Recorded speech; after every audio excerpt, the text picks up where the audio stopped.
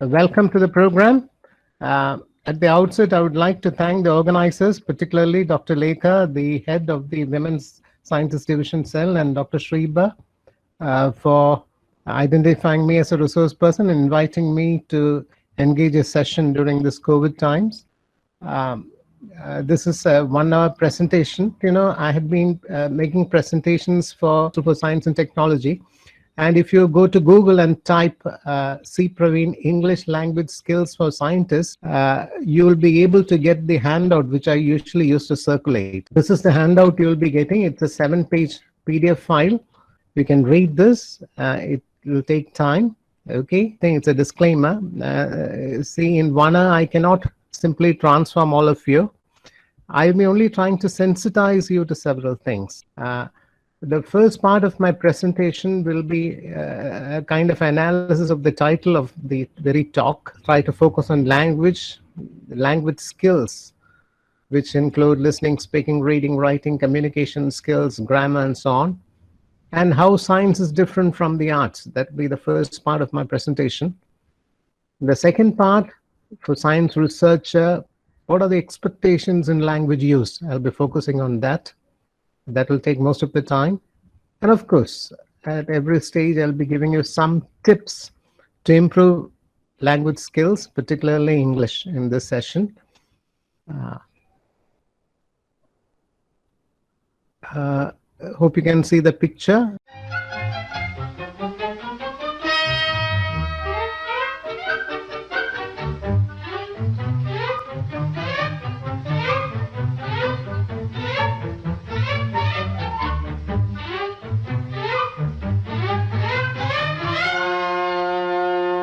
It's a dangerous situation. You see, I hope you can see the man hanging from up above. Now, seeing this danger, what happens is the man who was with him, and he runs away. So he's left all alone. Now, can you help him in any way?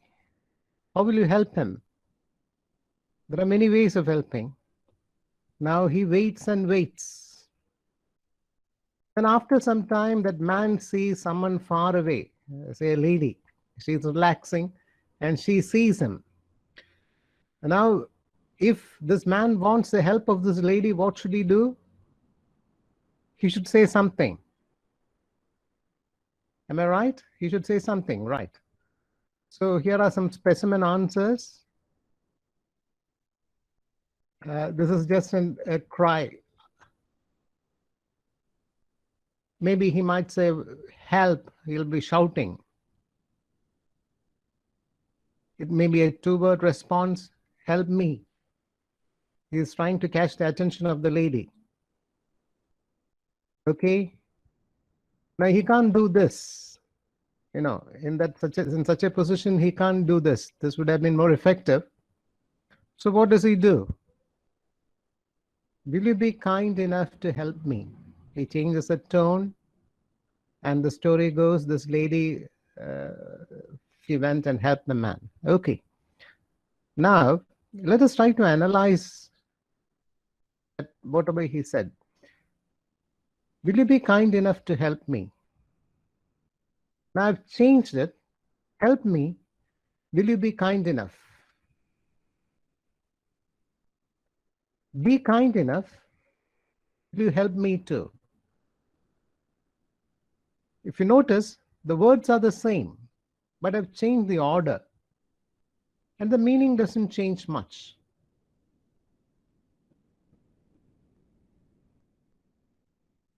Now, what happens is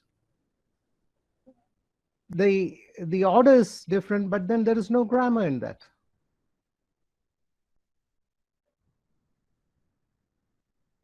There is no grammar. Simply putting words together will not help you communicate. There is some logic behind all this. Here's a definition of language. It's an expression of ideas. If you notice this definition given by Henry Sweet, I put words and combination in 2 different colors. What matters most in any language is the words you're going to use. And of course, the combination, how we are going to combine it to communicate. What I'm trying to say is grammar is important, which is the structural foundation of our ability to express ourselves. So in language, words are important, even the grammar is important. Now let us move on to skill. What do you mean by a skill? It is the ability to do something. And when you get some training, if you get some experience or practice, that becomes a skill. In one attempt, nobody becomes skilled. Trying to ride a bicycle, it takes practice to get that balance, And if you regularly practice, you get the skill of riding a bicycle. Roller skating or skateboard. The first attempt you may fall, but if you regularly practice, it helps you. You will develop the skill. Now these days, everyone uses their mobile camera and then takes photographs, a mobile phone for taking photographs. But then if you need a quality picture, continuous practice. You got to take it every now and then refine it. It comes to training also, to take a good picture. Now the question is language a skill? I hope you can see this picture. If you look closely, it is not global warming, but a kind of warning, a different use of the language. You see somebody reading a newspaper. Here in Kerala, you get at least 3 English newspapers, the Hindu, the Indian Express, even the Times of India. Do you think the language they use, the style they follow is the same? No, they are different. That is why you prefer a particular newspaper. Now, this is the time of COVID-19. And imagine parents and children separated and see the mother is speaking to the son in the online mode. And then, if the mother really wants to show some kind of affection, it's all involved in the language she uses. So the ability to use language effectively is a skill. And skill, I said, comes through practice, through training, through regular use. Now, what is science? I don't have to ask you what science is. As per the Oxford Advanced Learners Dictionary, it is the knowledge obtained by observation and testing of facts, and is the pursuit of such knowledge. Now, hope you can see these 3 pictures. Imagine a group of scientists. They go to a national park. They want to study about the habitat of lions. Okay? And on that occasion, it happens to be the birthday of one of the scientists. Naturally, that evening, you'll all get together and then you will sing, maybe you'll cut a cake, right? Now, the knowledge which the scientists have, they have used it for documenting the life of the lions. But a person who has language, who has imagination, can go ahead. It's a scientist's birthday, so he could do something like this.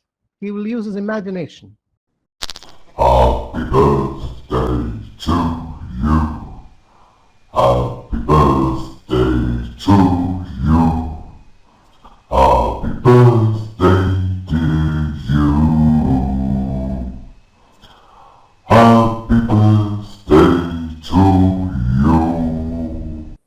Now you see, this focuses more on imagination. They use language, imagination, but here the scientists need knowledge.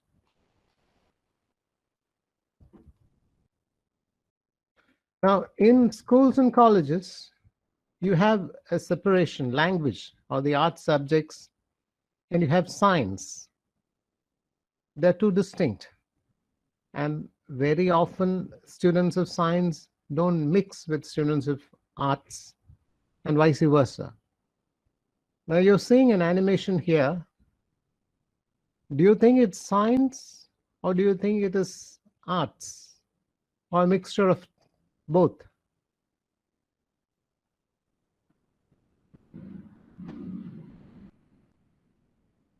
Now, what I'm trying to say is language, it's a skill. But science, the prime focus is on knowledge. For language, for a skill, you need to practice continuously.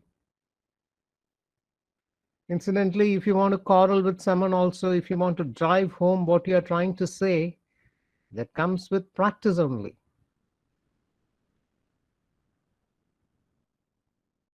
What is special about English? For us, it's a foreign language. It's not our mother tongue, and you don't use it regularly. But then in higher education, particularly for science, English is a language you use. See the importance of it? Now, students who are interested in going abroad for higher studies take these two exams. The test of English as a foreign language, TOEFL, or the International English Language Testing System, IELTS. Now, what do these tests focus on? TOEFL focuses on reading, listening, speaking, writing. Incidentally, IELTS also focus on the same thing. You see? Why? These are 4 major skills. And if you can master these, you have the ability to use that language. Here in this case, it is English. But remember, to communicate, you need a knowledge of grammar and usage also. And if you have more vocabulary, you can communicate more effectively. So grammar and usage is also important. And an ability to communicate, be it in the written form or in the spoken form. You have a speaking test, you have a writing test. You see, you're trying to communicate. And only if you acquire a certain score are you eligible to go for higher studies. See how important it is.